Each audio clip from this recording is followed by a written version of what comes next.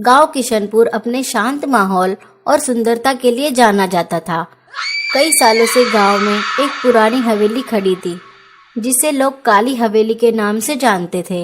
इस हवेली के बारे में कहा जाता था कि यहाँ काले जादू की प्राचीन किताबें छिपी हुई हैं और इस हवेली में जाने वाले लोग कभी वापस नहीं लौटते।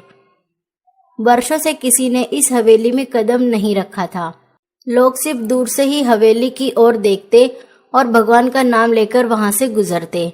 लेकिन गांव में कुछ युवाओं की टोली भी थी जो इन बातों पर विश्वास नहीं करती थी। उनके लीडर रवि, जो खुद को बहुत बहादुर समझता था, ने ठान लिया कि वह इस हवेली के रहस्य से पर्दा उठाएगा। दिवाली का त्योहार नजदीक था और गांव के लोग अपने घरों को सजाने में लगे हुए थे। पूरे गांव में रौनक थी, लेकिन इस बार हवा में कुछ अजीब सा डर भी था। गांव के बुजुर्गों का कहना था, इस बार हवेली से कुछ अजीब सी आवाजें आ रही हैं।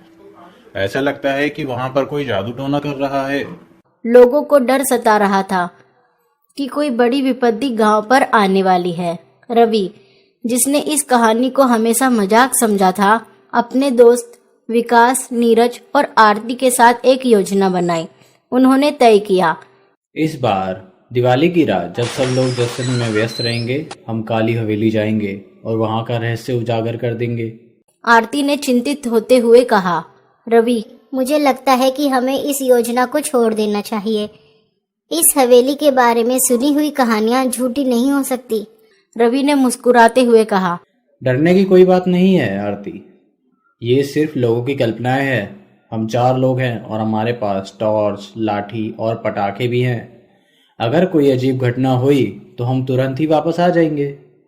नीरज ने भी हिम्मत बांधते हुए कहा, सच कहूँ तो मुझे भी डर लग रहा है, लेकिन अगर हम सच्चाई का पता नहीं लगाएंगे तो सब लोग हमें कायर समझेंगे।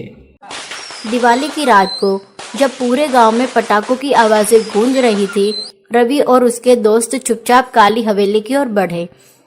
हवेली गांव के किनारे पर स्थित थी और वहां तक पहुंचने के लिए एक घने जंगल से गुजरना पड़ता था। रात की काली स्याही जैसी अंधेरी हवाओं में चलते हुए उनके कदम धीमे हो गए थे। हवेली के पास पहुंचते ही सबके दिल की धड़कन तेज हो गई। हवेली बहुत पुरानी थी और उसकी दीवारों पर दरारें और काई जमी हुई थी। अंदर का माहौल और भी भयानक था। रवि ने कहा, देखा, कुछ नहीं है यहाँ, चलो अंदर चलते हैं। विकास ने थोड़ा हिचकिचाते हुए कहा, रवि, क्या हमें सच में अंदर जाना चाहिए? ये जगह बहुत डरावनी है। रवि ने उसे समझाते हुए कहा, हम यहाँ डरने नहीं आए हैं, चलो सच्चाई का पता लगाते हैं। चारों दोस्त धीरे धीरे अंदर घुसे। हवेली के अंदर धूल और जाले थे जो इस बात का संकेत थे कि यहाँ कई वर्षों से कोई नहीं आया। जैसे ही वे अंदर बढ़े, एक अजीब सी ठंडक ने उन्हें घेर लिया और एक कमरे के कोने में एक पुराना सा लकड़ी का बॉक्स रखा था। रवि ने उस बॉक्स की ओर इशारा किया और कहा, देखो, शायद ये वही जगह है जहाँ वे काले जादू की किताबें छुपाई हुई हैं। नीरज ने उत्सुकता से बॉक्स खोलने की कोशिश की। जैसे उन्होंने बॉक्स को खोला, एक काली धुआं सी हवा में फैल गई और कमरा ठंडा होने लगा। बॉक्स के अंदर एक पुरानी और घिसी हुई किताब थी। आरती ने घबराते हुए कहा, रवि, ये किताब बहुत डरावनी लग रही है। हमें इसे छोड़कर यहाँ से निकल जाना चाहिए। रवि ने उसे शांत करते हुए कहा, अरे कुछ नहीं होगा, ये बस पुरानी किताबें हैं, देखता हूँ इसमें क्या लिखा है। जैसे ही रवि ने उस किताब को खोला, हवेली की दीवारों से अजीब सी फुसफुसाहट की आवाजें आने लगी। ऐसा लग रहा था जैसे कोई अदृश्य शक्ति वहां जाग गई हो। रवि ने जब किताब में लिखे मंत्रों को जोर से पढ़ना शुरू किया, जो हमेशा हर स्थिति को हल्के में लेने वाला था, मजाक में बोला, रवि, ध्यान से पढ़, कहीं ऐसा ना हो हम सब भी गायब हो जाएं और गांव वाले हमें ढूंढते रह जाएं। रवि ने हंसते हुए कहा, अरे यार, ये सब पुरानी कहानियां हैं, देखना कुछ नहीं होगा।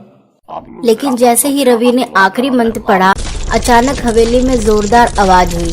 हवेली की जमीन हिलने लगी और चारों दोस्तों के चारों ओर काले धुंध का गुब्बार फैलने लगा। विकास, जो अब तक मजाक कर रहा था, अचानक डरते हुए बोला, भाई ये सब क्या हो रहा है? ये सब तो असली में हो रहा है। रवि ने घबराते हुए किताब को बंद किया, लेकिन तब तक बहुत देर हो चुकी थी। हवेली के अंदर की ऊर्जा पूरी तरह बदल चुकी थी। किताब से निकलने वाले अदृश्य शक्तियों ने चारों दोस्तों को घेर लिया और वहां से निकलने का कोई रास्ता नहीं दिख रहा था। नीरज, जो सबसे ज्यादा डर चुका था, बोला, मैंने कहा था ना कि यहाँ पे मत आओ। अब हम क्या करेंगे? रवि ने घबराते हुए कहा। शांत रहो, हमें किसी तरह से यहाँ से बाहर निकलना होगा। तभी अचानक कमरे के कोने में एक धुंधला साया प्रकट हुआ। वो एक काली आकृति थी जो धीरे धीरे चारों की तरफ बढ़ रही थी। उसकी आंखें लाल थी और वो हवा में तैरते हुए चल रही थी। आरती ने घबराते हुए कहा, ये क्या है?